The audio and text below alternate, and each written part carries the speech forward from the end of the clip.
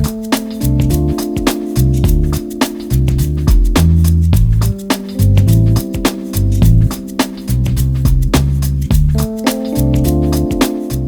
welcome to Whiskey Politics. I'm Dave Sussman, your host and purveyor at whiskeypolitics.net. Thank you very much, Marcus Devon over at AVN for that fancy new introduction. That's pretty cool. Thank you, guys. And America's Voice Network is where you can find our show. Just check out americasvoicenews.com, and you can find out where you can watch us on television. And also YouTube, Stitcher, Google Play, and iTunes. On iTunes, please give us a 5-star rating so others can find our podcast. And of course, you can find us at the Ricochet Audio Network. So we had an interesting interview, the last one that we did, with Denise McAllister. We talked a lot about a lot of the different issues that are going on right now. She's fantastic, and hopefully becoming a regular guest for us here at A Whiskey Politics, because her insight into culture and politics and the discussions today about regarding gender and social media and everything is just fantastic. But I did have a little bit of an introduction to that particular interview that garnered a lot of feedback to me, personally, directly to me. Most of it was very positive, and thank you for that. But obviously, if you heard the introduction, and you can always go back and check it out with DC McAllister, our last interview, I was talking a lot about what's going on right now with the left and the level of anti-Semitism that is now being more or less accepted on the left.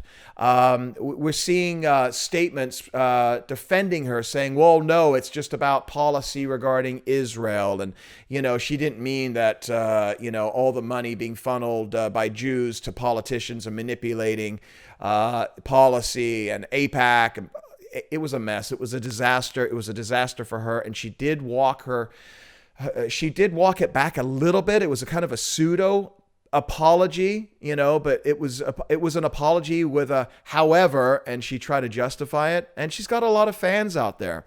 And there are a lot of people out there that really don't understand geopolitics as they really are today.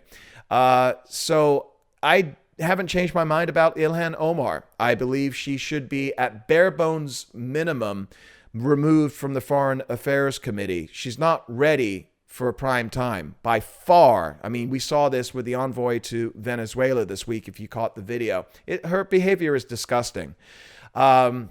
She's vitriolic. She's a hateful individual.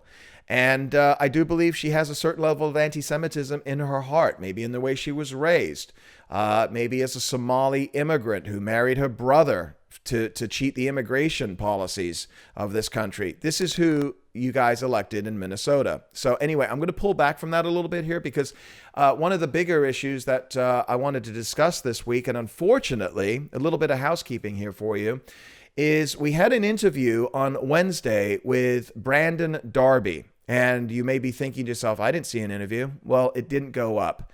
Unfortunately, we had a little bit of a technical snafu. Brandon Darby is on the ground at the southern border. He's been there for years. He writes and reports about the cartels regarding what is going on with the cartels in Mexico, how it is impacting our immigration policy and the violence at the borders, much of which does not get reported. Well, unless you're reading his Cartel Chronicles, and you can find those through Breitbart. And even though it is a Breitbart publication, Brandon is very much an apolitical guy. He sees things for what they are. He believes that there are lies coming from both the left and the right regarding the stories on immigration at the borders. And so we discussed this at length. Now, Brandon has written and been very critical about the cartels in Mexico. And the man has got literally a laser beam pointed to his head. He's a father. He's a family man. And so he was calling in from an undisclosed location. And just for whatever reason, We've had him on before. You can check out Whiskey Politics and find him on the morning after the Las Vegas massacre. I believe it was October 2017. The guy is fascinating. He really is worth listening to. So apologies to Brandon. Hopefully we can bring you back on again and make sure that we got the technical snafus taken care of. But what we did talk about, and I actually transcribed my introduction to this particular interview, and I put it up on ricochet.com. It's up on the main feed. Become a member. You should become a member, but if you're not, you can still read this because it's on the main feed. So just scroll down and look for Dave Sussman at ricochet.com, where I talk about what is going on politically right now regarding immigration and this whole debate that we are having right now regarding this issue with the wall. It is all purely politics. And what I discussed, and I'm going to paraphrase a little bit here, is how it's twofold for two reasons. Number one, why is it political? Well, Trump wants a wall. And if you hate Trump, orange man bad, he wants a wall, the wall must be bad. And we're going to stop him any way necessary. Okay, that's pretty straightforward. You can see that in most left of center media today. Anything he's against. There's the meme out there right now regarding if Trump finds a cure to cancer, the left will find a reason to have a problem with it. I mean, we're not far off from that, people. That's how much hatred there is. But I pointed to a second issue, which I believe is a tremendously, it's a lot more sinister.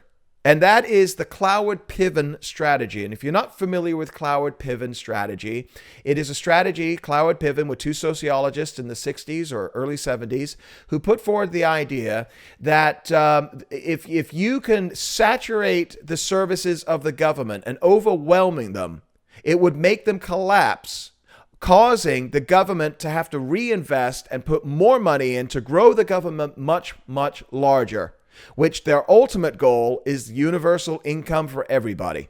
They were socialists. So what has been going on with the immigration debate? Well, again, just go back to the Ricochet article and it explains it in tremendous amount more detail, but I'm just going to touch upon this really quickly. You've got states that have been flipping from blue to red, many of them West Coast. California was once a red state, believe it or not. Nevada is gone from blue to red. Arizona is now deep purple, great rock band. Colorado is now deep blue, okay? And they're actually pushing legislation through the Colorado Congress right now, or the Senate in Colorado, to repeal the Electoral College. And as soon as they join up with other like-minded leftist states, it will probably end up in the Supreme Court within the next few election cycles. They want to bring in immigration to overwhelm the states so that they can flip them, so that it's all about power. And all of the repercussions be damned. So check it out. It was somewhat of a rant, but what we did was we went ahead and we took the rant and we transcribed it so you can read it, and I think you might find it to be interesting. Today's guest is Glenn Reynolds. Glenn Reynolds is the purveyor over at Instapundit.com. You probably read Instapundit, and if you don't read Instapundit, you are reading articles that were written on Instapundit. It is a fantastic site. Glenn is also a columnist at USA Today and also teaches law at a university in Tennessee, I believe it is. And we go through a lot of the issues, including the Rose Garden speech today, the emergency action. We also talk a lot about why he left Twitter with over 160,000 followers. We also go into the AOC tweets regarding Amazon.com and Amazon leaving New York or not taking advantage of their tax benefits in New York because they are sick and tired of being spoken about in the way that you have from these socialists. And then we get very heavily into Andrew McCabe and what is going on with the FBI. And we finish it with a discussion about how the Democratic racist chickens are now coming home to roost. Case in point, Virginia. So stand by. Glenn is a fantastic guest. We've had him on before. And I think hopefully you'll learn a lot. I know I'm looking forward to as well. So stand by. We'll be back with Glenn Reynolds from Instapundit. I'm Dave Sussman, Whiskey Politics. Again, find us at all of your favorite platforms: YouTube, Stitcher, iTunes, Google Play, Ricochet.com, and America's Voice News. We'll be right back.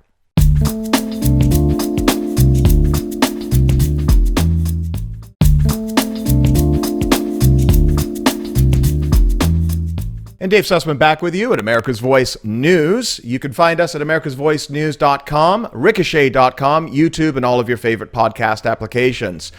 Delighted to have with us Glenn Reynolds. Glenn Reynolds is you do everything over at Instapundit, don't you? What would you title yourself over there? I'm the founder, I guess. I used to be the sole blogger, but now we're a group blog, so I call myself an editor, but I don't do much editing of what other people write. So founder works. Okay, and you've got other great writers there, like yourself. You got Ed Driscoll, you got Stephen Green, and others. And one of the amazing things about what you guys are doing over there is I'd love to see how many comments you guys get. I mean, it's every single one of your posts that you guys do. There's hundreds of comments. It's quite amazing, really. You've got a lot of folks that follow you guys. Our engagement is really good for worse, usually for better. Yeah, and what I love about it more than anything, you guys really do. We talked about this last time you came on a year or so ago. You guys really do go the old format. It's just real simple. You guys can find it. It's almost drudge-like in the simplicity. So don't change it. We like it. I'll remember that. Yeah. All right. So bringing you on here, obviously news has been breaking all day. We have this Rose Garden speech by Donald Trump, who, from my perception, and I want to get yours, it was almost completely the opposite of what the Donald Trump we saw at the State of the Union. I thought the State of the Union was outstanding. It was excellent. But it was more of an ad lib situation. I mean, did he really need to talk about Sean Hannity, right? I mean, there was a lot of things in there that I thought were a little bit more divisive. What were your thoughts on it all? First of all, I will tell you what one of my brilliant co-bloggers, I think it was Stephen Green, but I'm not sure, said about exactly that, which was that all the networks cut live to him. And what that meant was he had several points he wanted to get out over the heads of the media to the general public that was watching. And that's why he started out talking about stuff that left some insiders sort of scratching their heads saying, well, why isn't he going straight to the wall? Why is he talking about this other stuff? It was because he had sort of a list of things he wanted to make sure that people in general knew that they weren't getting from the news. And so here's his chance, and he's using it. And I think that's probably right. He has sort of a, how should we describe it, broadside approach to media relations in general. Everything's double shotted with great for good measure and kaboom. Yeah. And I think that works for him, and I think that's just his style. But I do think there's some calculation in it as well. Do you think when he talks the way he talks, ad-libbing like that, does it turn people off? Is he just placating the base, or do you think that brings more people into the fold? I think it's both. Right by now, most people have an opinion of Donald Trump, and the base, I think, is pretty happy with him, and the wall and all the stuff related to the wall is a very important part of keeping the base happy, because generally speaking, congressional relations have not been good at keeping the base happy. And my own congressman, who is a freshman and is pretty pro-Trump, voted no on the bill last night and was disgusted with it and said it didn't do much for border security, but it was full of a bunch of other crap he didn't support that the leadership had allowed in.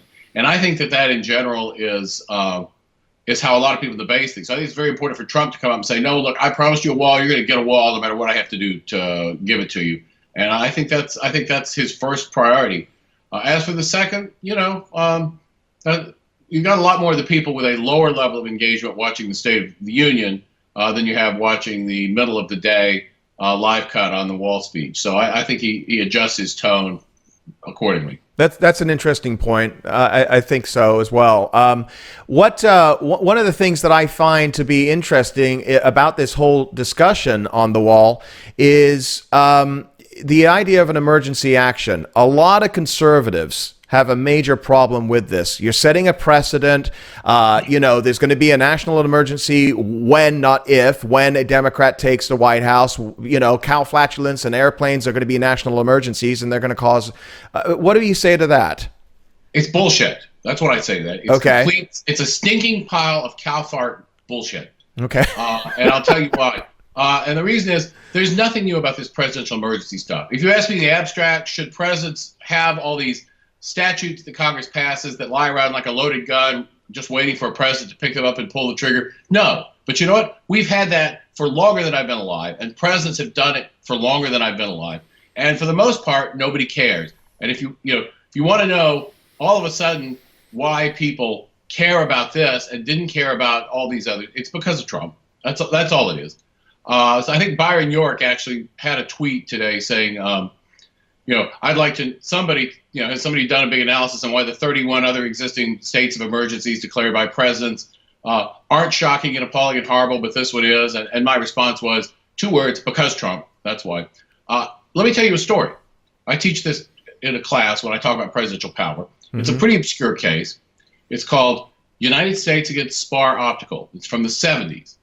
The owners of Spar Optical sold some laser mirrors to the Soviet Union in violation of the Export Administration Act. They thought they had a pretty good defense, which was that the Export Administration Act had actually expired when they did it. But it turned out President Ford had, by executive order using emergency powers, extended a statute, the Export Administration Act, by executive order, by declaring an emergency under the Trading with the Enemy Act and the International Emergency Economic Powers Act. And those people went to jail because the president declared an emergency when he couldn't get what he wanted from Congress. And the court even said, well, Congress would have passed this statute if they could have agreed on it. And that was enough to send people to jail. So doing it for a while does not strike me as a big departure for the practice of the last 50, 60, 70 years. You teach law. You're a columnist at USA Today, is right? Yes. Okay. So do you see, something like that? Trump knows that this is going to end up in the courts. It's guaranteed, probably in the Ninth Circuit and eventually the Supreme Court. This is what he talked about. Do you see precedents like what you're talking about right now allowing for this emergency action? Well, it was actually the Ninth Circuit that sent the SPARs to jail in U.S. v. Spar Optical with a ringing endorsement of presidential authority. But that was perhaps a different Ninth Circuit and certainly a different president. How they look at this here's the thing. These statutes give presidents a lot of power. If you don't like the idea of that sort of thing, then you can't wait until Trump does something that the commentariat doesn't like and suddenly discover it and decide it's a problem. You have to be against it all the time. And frankly, I am against it all the time, but I've also stopped caring because what I've realized is not enough people care about any of this stuff. And when they do, it's a bunch of lies. It's absolutely either lies or ignorance getting people to say, oh, the Republic is falling apart all of a sudden because Trump did something I don't like that every other president's done. Screw that. I just have no patience for it. You can probably tell. No, you don't have any patience for it, and I want to talk about your lack of patience, including social media, when we come up here after the break of this in a couple of minutes, because a lot of what we're learning does stem from that social media today, and it makes its way into the news. So I want to get your impressions upon all of that, but just to finish up on this wall issue here, what do you think happens from here on out? What are we looking at? It's going to be interesting to see. Trump sort of fired a shot across the bow of the Ninth Circuit with this. And it's going to be interesting to see what they do because it looks to me like he's on pretty solid legal ground here. And so the question is, how far is the Ninth Circuit going to go to try to find a problem with this? And from Trump's perspective, politically, it's a no-lose situation. If it's Trump versus the Ninth Circuit, his base is happy. The Ninth Circuit can play the villain.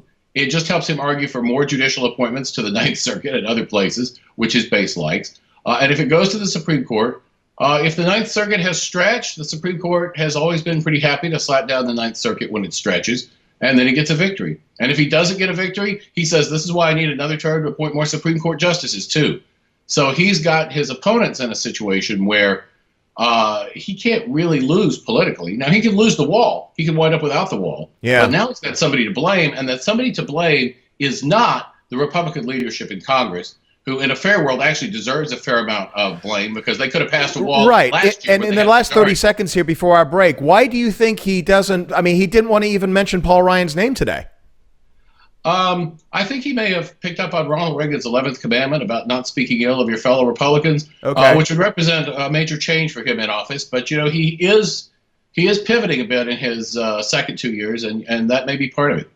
Yeah, he referred to that himself as well today. He says he's learning, and maybe that's a good thing. But anyway, I want to talk a lot more. We've got a lot more issues coming up. I want to talk about immigration. I want to talk about social media. I want to talk about Virginia. There's so much. AOC. After the break, we're here with Glenn Reynolds, Instapundit, Dave Sussman, Whiskey Politics. We'll be right back.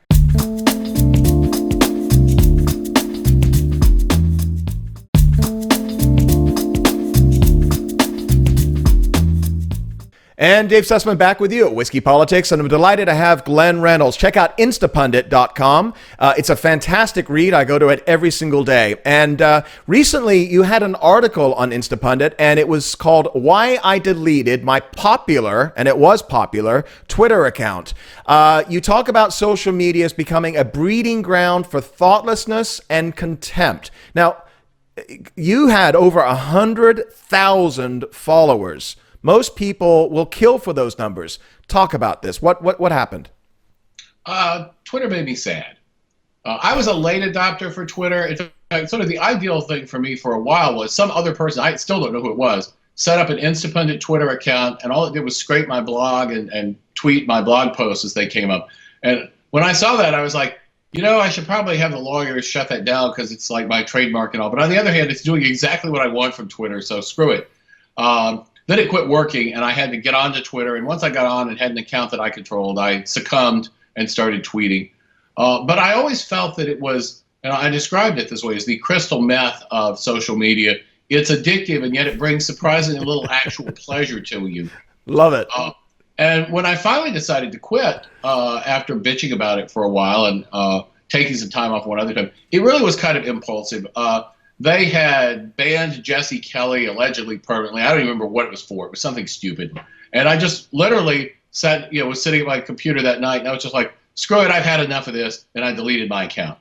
And Twitter lets you sort of refresh your account and keep it from being deleted for 30 days at a stretch. And I actually kept it alive for a few months just in case I changed my mind. Yeah. But I've now let it go completely, and I have an empty Twitter account under my name now just so nobody else can pretend to be me. But all my followers are gone, never to be retrieved. And yeah, there was 160,000. It was a lot. I forget how many. That's a huge number. That's a huge number. First of all, how do you feel not having Twitter every day?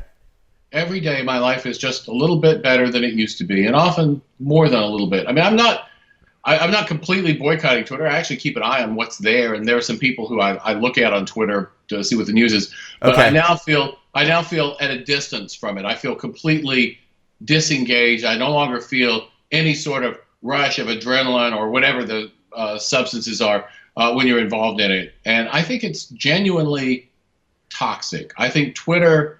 Yeah. I've got a book on social media coming out, and the analogy I use for Twitter is, some social media seem pretty fancy, and it's like when you go to Las Vegas and you're one of the fancy casinos, and they have the carpet and the people with trays of drinks and nicely dressed women and stuff. Twitter is the equivalent of the slot machines in some gas station out in the middle of Nevada, where a few old people are sadly but mechanically pulling the bar over and over again and deriving no chain smoking, the Virginia Slims. Yes. All the glamour stripped away. It's a purely addictive, nasty response. And Jared Lanier's got a book on why you should delete your social media, and he says, look, it's designed to amplify emotions, and the easiest emotions to amplify are negative emotions. So it's literally designed to take you and make you angrier and sadder the more you use it. And why would you be part of that? Yeah. We had John Gabriel on. Actually, I was guest hosting on Real Side Radio last week, and John called in, and we chatted about this for about half an hour. And John, like you, prolific on Twitter, fantastic, got a huge following. And we talked about how the news today is generated, what we see on the mainstream news headlines tonight.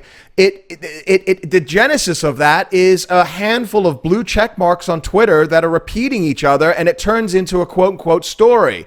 There's controversy today, and it's a handful of outrage, mobs that are out there. Yes. This is our news today. Does this go back? Do we go back to proper journalism ever, or is this just now the norm? I'd like to see us go back to proper journalism, but I very much doubt it. It's great for reporters. I mean, it's super easy to do quote unquote journalism on Twitter. You just scroll down. The quotes are right there. You don't even have to call anybody or interview anybody. You just quote what they tweeted, pop it up there. I've got a story. There was a hilarious spoof done in Britain of the BBC. They were supposed to be covering an alien invasion of Britain, and all the BBC newscasters were doing is sitting up there and reading tweets. And I mean, that's sort of what journalism has come to now. We got to find that. That sounds excellent. Okay, speaking of Twitter, I think social media today has also led to this new batch of know-nothing politicians. We're seeing them with Ilhan Omar and AOC, and the media are sensationalizing these kids, these know-nothings, and now you're starting to see results like the Amazon situation pulling out of Queens, and a lot of people are blaming AOC for this. What were your thoughts on this? When we talk about socialism and this burgeoning, coming up from the cauldron here of this socialist mentality, a lot of that has to do with social media, no? I think there's something to that.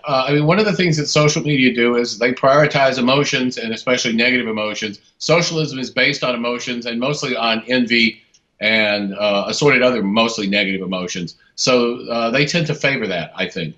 The main motivation for most socialists is not even to make poor people rich. It's just to really make rich people poor and stick it to them. Sure. And Twitter does feed that. I think it also, however, is counterproductive for people on the left politically, because on the one hand, every dumb idea, in the old days, you had plenty of empty-headed politicians who didn't know anything. But in the old days, you had to sort of be an insider to realize just how dumb they were. Now, they tell us all on Twitter, and for that matter, so do all the journalists who make very clear every single day just how ignorant and biased and hateful and untrustworthy they are. That used to all be behind the curtain, and now it's just right out there for everyone to see. Yet they have this leverage because they got a huge number of followers, so the media do pay attention to them. And you've got idiots that are out there that are talking about getting rid of all billionaires. And listen, I got no love for billionaires. I'm about $1 billion shy of becoming a billionaire. But the fact is that, I don't want to stop capitalism. I don't want to stop somebody creating the next generation of social media. I mean, that's insane to me. And we've got this uneducated groupthink that is now, become millennials, and they're going into corporations, and they're now starting to have an impact. Take a look at the Gillette ad that just came out, right? I mean, this is the way of thinking. And I think the Gillette ad is a good example of a problem that Twitter has made a lot worse, which is that in our society, the so-called elites, the people who run the institution, now primarily perform in order to get applause from their fellow elites rather than to actually do their job well. So for Gillette's people, for example, to make a commercial that doesn't sell a lot of razors but wins a Clio award is a win for them. To stake out a political position that doesn't get enacted into law or get votes, but gets all the members of your set saying how woke you are, is a win. To do other stuff for your company that gets you praised by the people you hang out with at your country clubs or whatever is fine, even if it doesn't actually advance your company. And I think there's a lot of that. Glenn, I hated this in high school. I thought we graduated from it when we became adults. Twitter is high school and journalism is high school. If you look at the behavior, the motivations, the social instincts of particularly actually the sort of journalists and pundits on Twitter, it's high school or maybe middle school. It's absolutely all sort of mean girls and the in clique and the out clique and keeping the out clique in their place and showing off for your cohorts. That's all. And that's why there's so much bullying. Right. In the last minute before our last break, speaking of people on Twitter, Ilhan Omar, what are your thoughts on this? Is she going to be reprimanded? She's on the Foreign Services Committee under Nancy Pelosi. This is disgusting. What do you see for her? No, she's double or triple protected. She's a woman. She's dark-skinned. She's a Muslim, and she's a Democrat. So that means there's no accountability for her. And I think for Republicans, that's actually great because although at one level she'd be super dangerous if she ever got any power. Once again, she's not very good at hiding what she actually is and what she actually thinks. And the Democrats used to be really focused on getting people who looked presentable and weren't obviously what they were so that they could fool people into thinking they were sort of mainstream. And that's out the window now, partly as a result of this performance art that I've been talking about. And I think that's probably good overall. Yeah, They you give saw Susan her more with the opportunity. envoy to Venezuela. I forget his name. That was insane. And then it's the others as well. You've got Beto talking about getting rid of all borders. I mean, these people are going so far extreme to the left. Let's, like you just talked about, maybe let's hope they keep it up. Maybe. Well, I mean, the only downside of that is that, sooner or later the Democrats will get back into power. And we'd Yeah. rather they not be completely crazy when they do, even if they're being completely crazy makes it less likely that that'll happen in the near future. Gotcha. All right. On the other side of our last break here, I want to get into this whole McCabe situation with what's going on with the FBI. We'll be right back. It's great to have Glenn Reynolds from Instapundit.com. I can't give you his Twitter feed. He doesn't have one. We'll be right back. Dave Sussman at Whiskey Politics.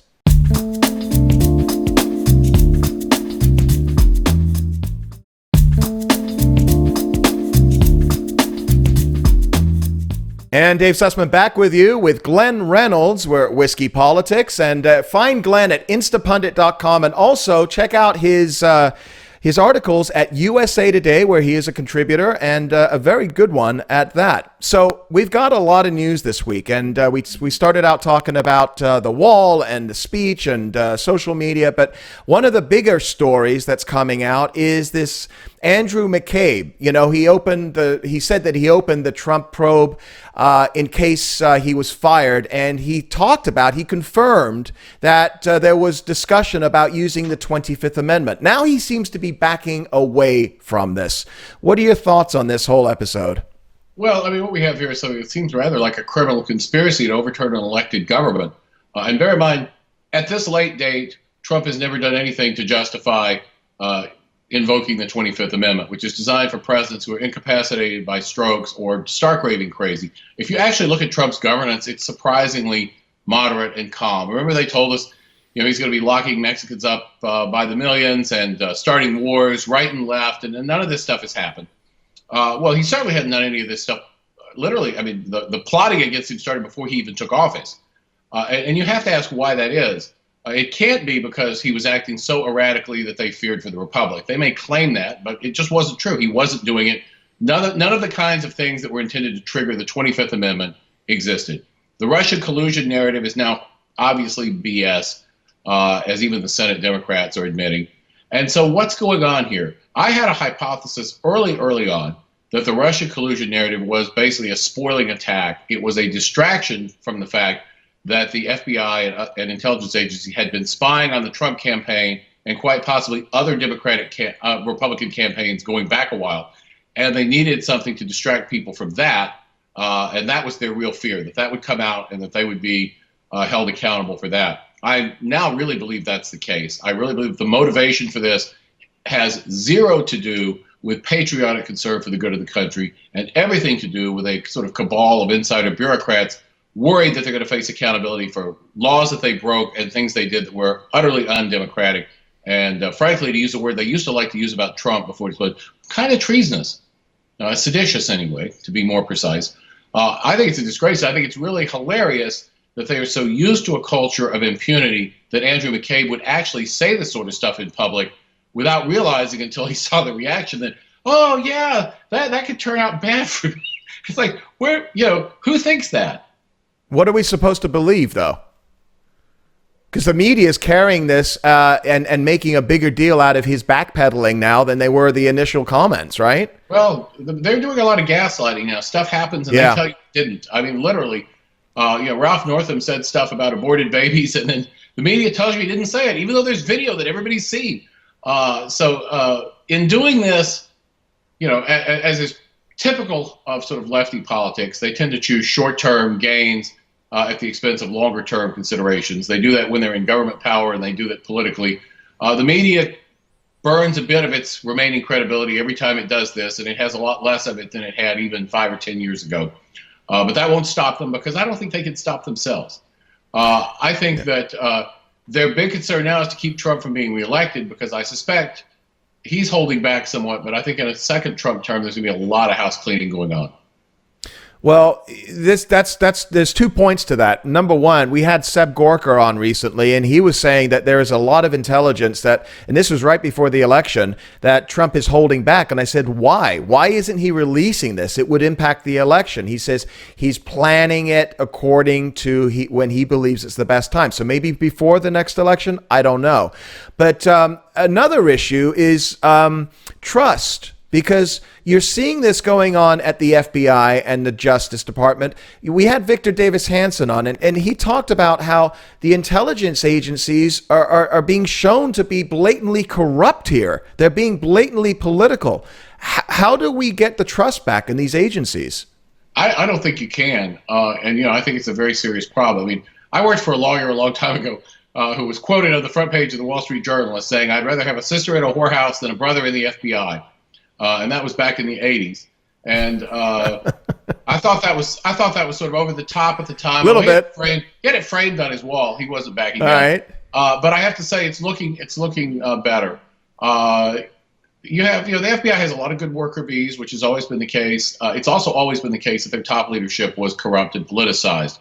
The difference is, in the old J. Edgar Hoover days, it was corrupt and politicized, but there was at least one well-known person at the top who knew he was going to have to take the blame for everything.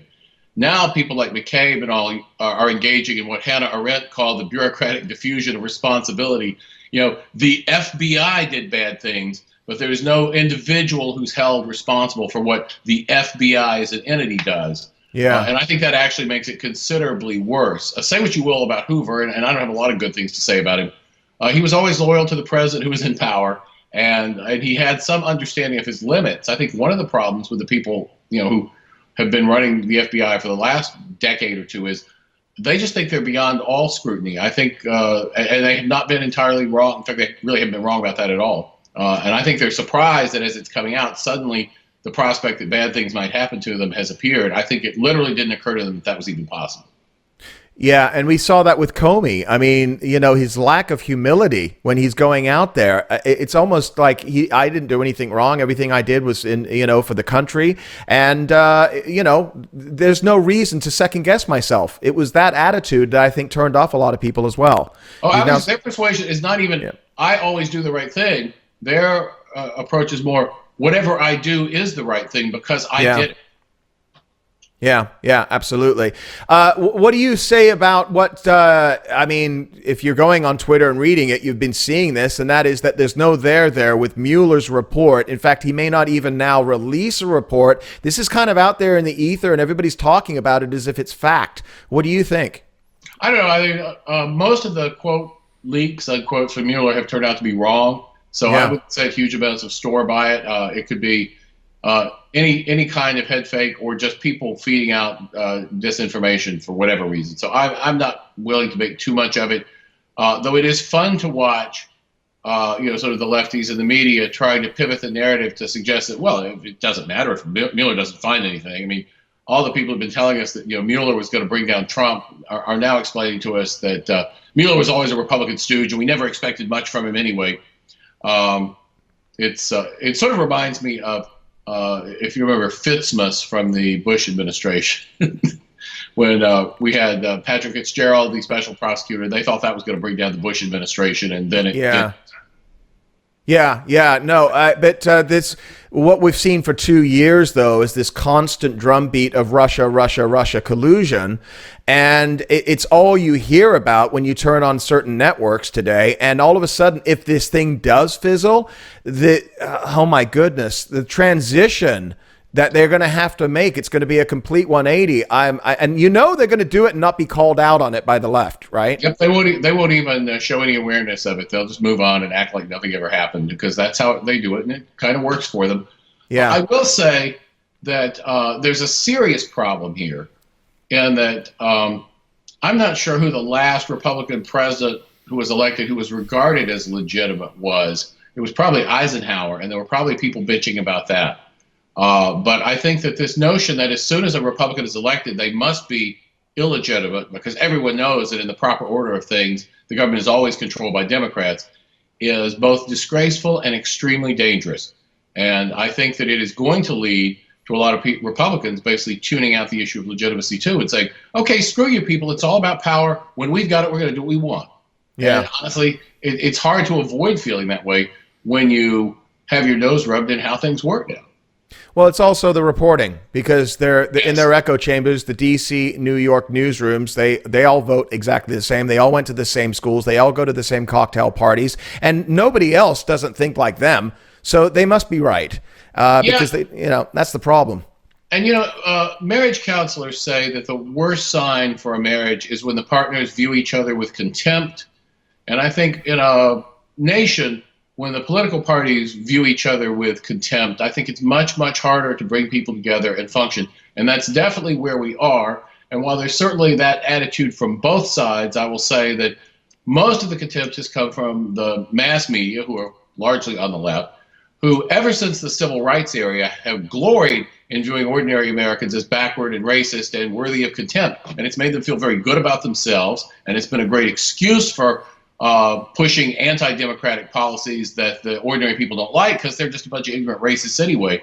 So it's very hard for them to avoid, but I think it's been super destructive. And now the contempt, which for a while was sort of ignored, is now being returned threefold, and I think that's a bad thing. Yeah.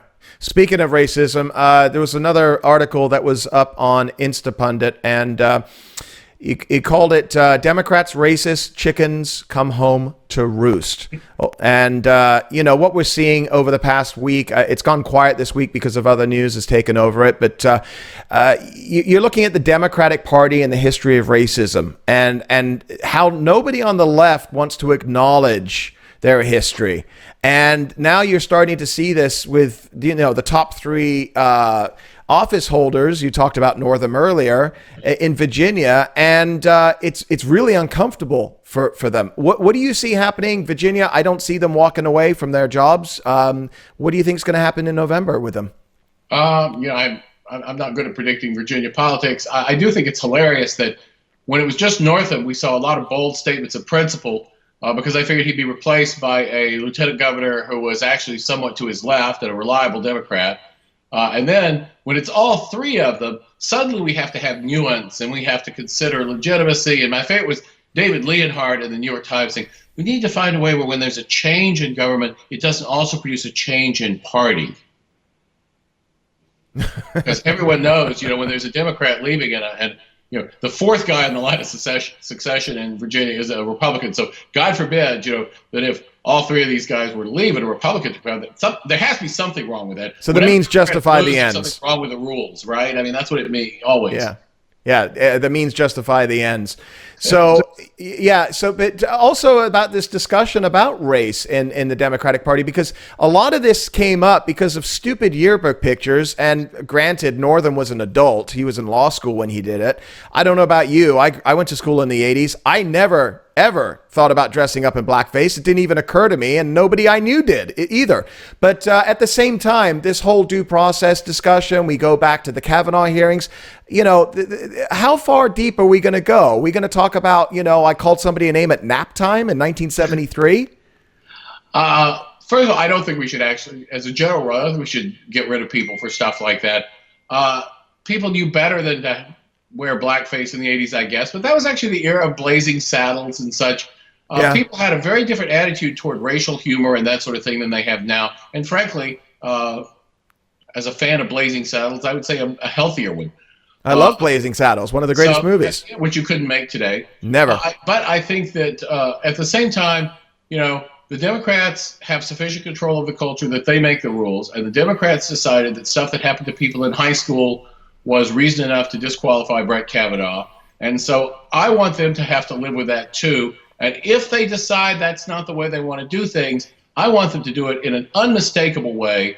And the only way, as far as I'm concerned, that Democrats can prove their sincerity is to renounce that when it's a Republican who's in the dock. So I'd love to say we just don't go back to high school for people. But if the Democrats believe that and they want that to be the rule, they're going to have to make the change. And the only way they can make the change and sort of de-Kavanaugh things is that they're going to have to come out when a Republican is in the dock for something that happened in high school. And they're going to have to say, you know what, we don't care. Give them a pass. It was high school. And until they do that, I think they should have to live by the rules they made. Gotcha. I'm with you on it, and it's going to be interesting to see how this all evolves. Glenn, so you are at Instapundit.com. Everybody should check out your feed on a daily basis. You're updating it on a regular basis several times throughout the day, and it's all great stuff. I don't know how you have the time, man. I mean, there's so many articles on there. So it's great stuff. Where else can people find you? I know you're not on social media, so not on Twitter, and my Facebook is for friends only.